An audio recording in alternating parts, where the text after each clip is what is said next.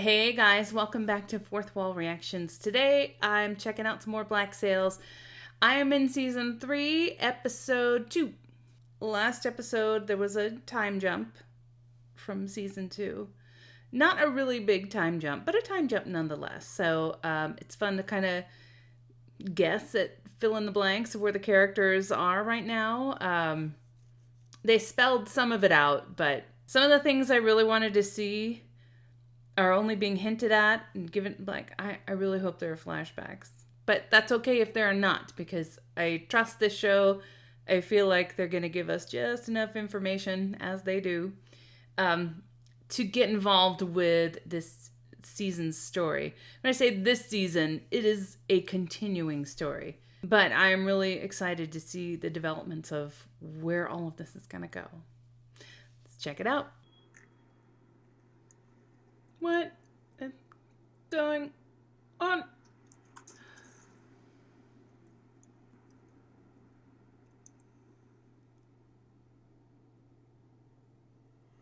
That is creepy.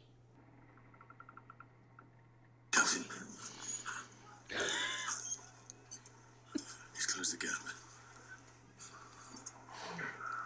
We should have taken the pardons. No. Sign our name, swear to whomever or whatever the fuck one swears to on the occasion, accept the pardons, then go straight back to the account. The man, I understand.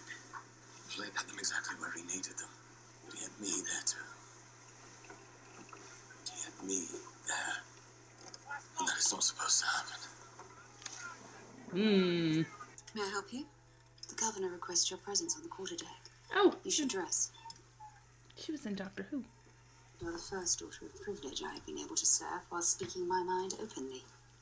You would have thought my story is well told by now, but I come from no privilege. The only difference between you and the ladies I have served in the past is their families have better lawyers. Let's not keep the governor waiting. Okay. Isn't she... I hate talking over dialogue.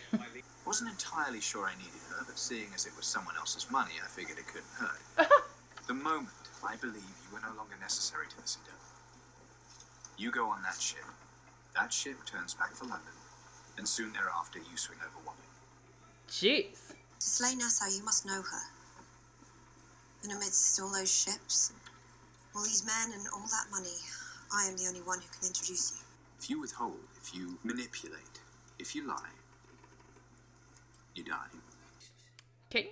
I lost it. Lost it? As in, through a wager? Lost it as in I had it in a sack and I put it down.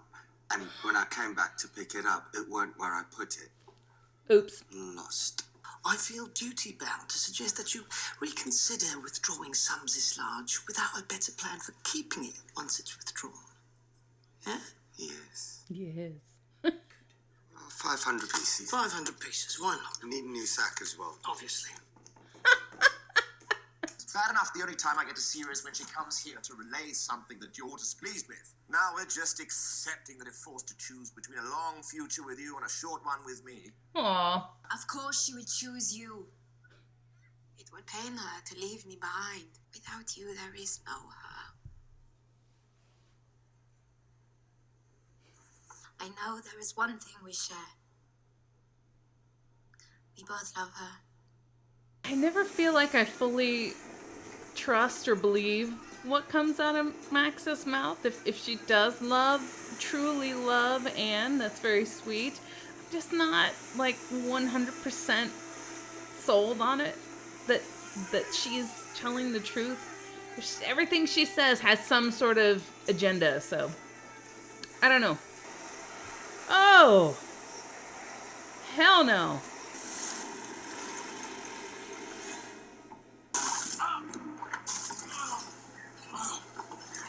You don't need to be doing this.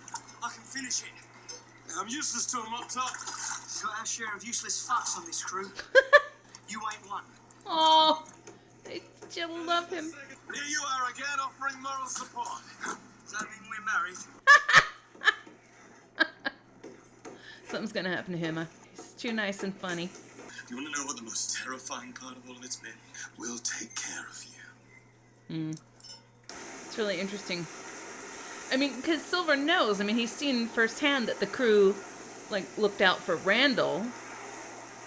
But yet he doesn't want to be treated like that. Billy should hang on. The last time he was in a big storm at sea, he went bye-bye. Oh, great.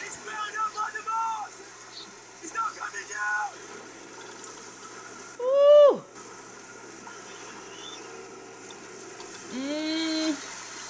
The creaking. Jeez, makes me nervous. How does one persuade an island full of thieves and murderers to respect the authority of a 17-year-old girl? I identified the one they were most afraid of, and I threw him off the island. Eventually, I isolated him from all of his former allies until it was just him and his protege, a young captain he had groomed in his image. And once he'd sided with me, Teach had no choice but to withdraw. His name was Charles Vane. Leave us, please. Now, Charles Vane sided with you, betrayed his mentor, betrayed Edward Teach for you. Yes, You were. I was fucking him. I never lied. I was fully prepared to set foot on that island and say his name. Put my credibility at risk based solely on your counsel. And it was all to settle a personal feud with a former lover. No. Why did you bring me here? I know Flint is dangerous, but he can be reasoned with. I know Rackham is devious, but all he cares about is his legacy. Because I have history with Charles Vane, I know him most of all. Nassau is my father's house. It is my birthright, and I am obligated to see it set right, to see its monsters driven out.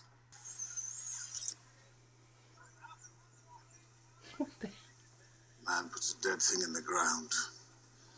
He expects it to stay there. There he is. Oh, what's going on? Good to see you, old friend. It's like, I don't trust it. I don't trust it. For once, Vane and I are on like the exact same wavelength. I don't trust it. There are no more Guthries in that. One dead, the other in chains. It seemed a sign. It's time I returned. Hey, Bo. Dad. I assume that's the ship Flint used to sack Charleston. It's here and he isn't. I'm just asking whose it is. I have partners. A compact toward the common defense of this place. I'd like to meet these partners of yours.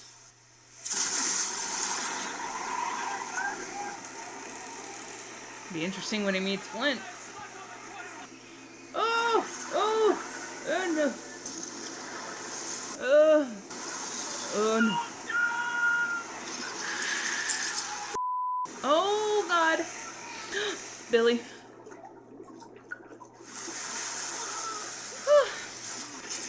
Oh. Oh no! Oh no! No! No! No! No! I knew something was gonna happen to him.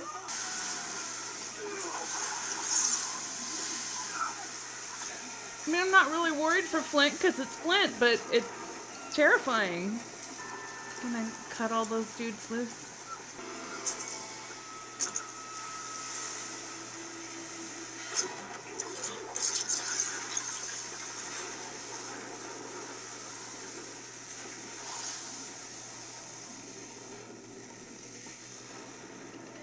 Sacrifice a few to save the many.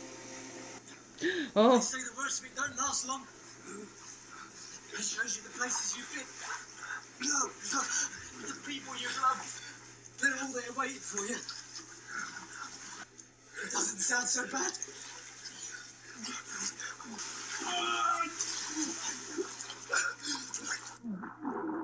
Come on, please.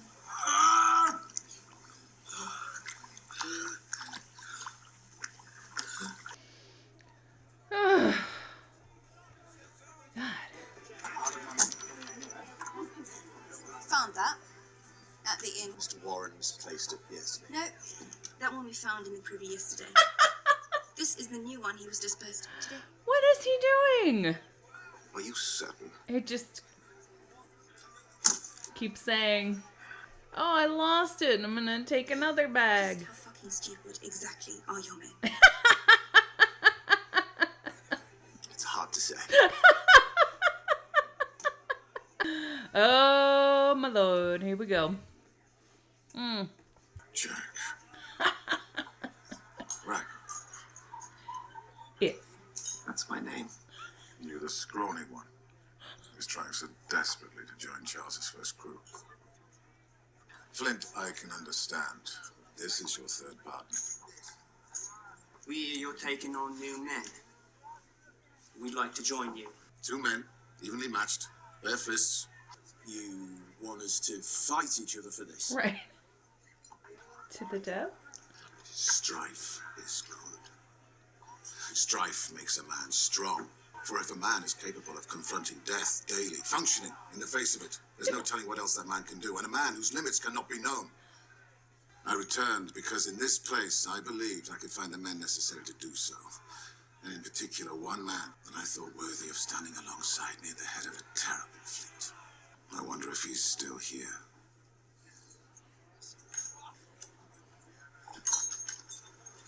Kill him? Jeez. He has a point of view from a pirate's point of view. I believe that in this moment you cannot fathom leaving me. If we are honest with each other, I think we both know. Stop. Sooner or later, the day is going to come when, no matter our feelings, the world will demand that you and I...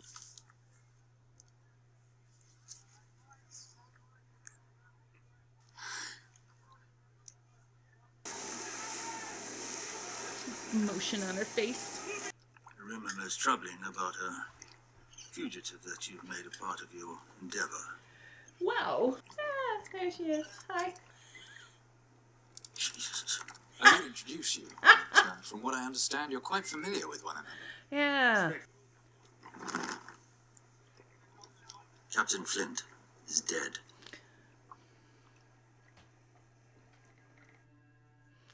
We know better. Come on.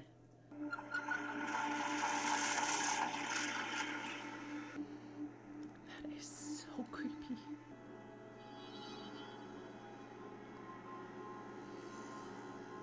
The hell kind of slee stack is that?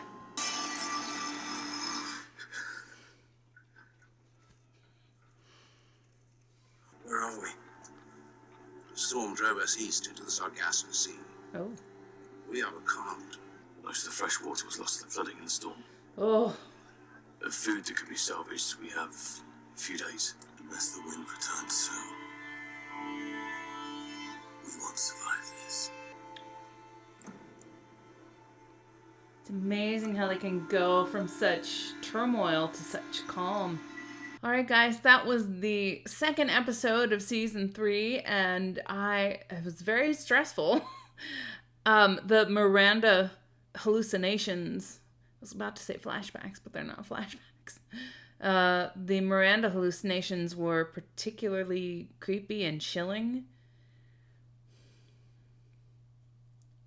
Very effective. We'll see where these manifestations go. So this episode answered a couple of questions for me. It was a little clearer on just like the general time frame of how much time had passed. I don't need to know exact dates or anything, but just, a couple months, and which is what I pretty much figured, but definitely was clearer. It's been a few months. There's a system in place. I just think of that guy with the gold trying to warm more of his shares for himself. I'm like, yeah, that's more of what I expected. Like, I expected more thievery and underhandedness and stuff. But I guess there's still, even though Jack is really managing the money and everything, I mean, they're still kind of afraid of Vane and of Flint. So I guess maybe that's how all three of them together are able to keep some order, and that it's not just a free-for-all. I get it. I still feel like there might be just like a little more free-for-all, but I can totally buy this. A few more hints about Governor Rogers from that officer. So we'll see what he's about. I get kind of a bad vibe from him. So we'll see where this hunch of mine goes, and just how good or bad or corrupt or whatever it is that he is. But I feel like we're getting some hints early on. I wondered earlier in the episode if Max was sincere about her feelings for Anne. I think from the scenes that subsequently followed, there was a shot of her face where Anne wasn't looking at it. That was for our benefit. The camera was on Max's face. I do think she does feel something for Anne. Now, whether that outweighs her own survival, I don't know. I don't know how much she feels for Anne, but I can buy it. I was kind of getting a kick out of Eleanor saying, or it was either Eleanor or Governor Rogers who said Flint can be reasoned with, and I think they haven't really seen him lately, so that might not be the case anymore. It might have been the Flint before all this crap went down. He's a smart man. He could be reasoned with. I don't know if you could reason with him at the current moment in time. It doesn't seem like it. It was incredibly sad to have to. I remember that guy on the ship. I don't know his name, but the one who was so friendly with Silver and was so nice and so, joking around. I was immediately like, oh, something's gonna happen to you. Urgh. But I do remember him from other episodes. It was incredibly disheartening to see that they couldn't get out, that he was trapped and that Silver couldn't get out of whatever room they were in down below. And then just not too long after the guy drowns, in comes somebody just boop, and he walks in. I'm like, really? Which is the way of the universe, by the way. Tragedy, when you need a door to open, it doesn't. And then when you don't need it to open, oh, here we are. So that was really sad. Another reason that I had wanted to see a lot of these flashbacks is I feel like Silver is so different now from when we saw him. I mean, I feel like in the, I think in the season 2 finale, we saw the Silver, which, was going to become this Silver. We saw that he had an attachment to the crew. We saw of obviously what he went through with his leg and stuff. But I think that he has put more faith in the people that he's around instead of sort of being this lone wolf that will just do whatever it takes. I think he's still a survivor. I think he will still do whatever it takes. But I think he's gotten quite attached. It was interesting how bothered he was by that, by the fact that Flint kind of had him. He said, he had me there too. Like starting to have a lot of faith in Flint, which is troublesome to him. Really interesting to find out more about this Edward Teach. Now, I did not know that Edward Teach is Blackbeard's real name. I did not know that. I don't know that much pirate lore. I only know Blackbeard was Blackbeard, and then the mention of him that we had in season 1 when it turned out to be the whore from the brothel. So obviously by now he's infamous and he has a nickname and everything, but that has not been bandied around yet. So, yeah, I've met Blackbeard and I didn't really know it. And it makes so much sense that people like that are starting to be drawn to Nassau, because in the absence of an establishment leadership, I mean, they have leadership with Vane and Jack and Flint, but they're like self-governing. In the absence of like that oversight, you're gonna get a lot of people swarming in. I think there are going to be more power plays. Of course there are going to be more power plays, but it's interesting that he's there. I am losing the light. I would say more, but maybe I'll save that for the intro of next time. It was a really great episode. A lot of, even though I know that some characters have plot armor, I'm still worried for them. So when I see Flint just being tossed around by the sea and these huge waves, I'm like, oh. So it was nerve-wracking. And really interesting how the switch in scenes, we go from this complete just manic madness and then to, just like something really mundane on the island or with Eleanor on the ship or something, like, whoa. It kept you on your toes. So yes, great episode, and I'm looking forward to the next one. All right, guys, thanks so much for watching this with me. If you enjoyed the reaction, please feel free to give it a like, a share, and a subscribe. Full reactions are on Patreon, and be sure to join me for episode 3. Thanks, guys. Bye.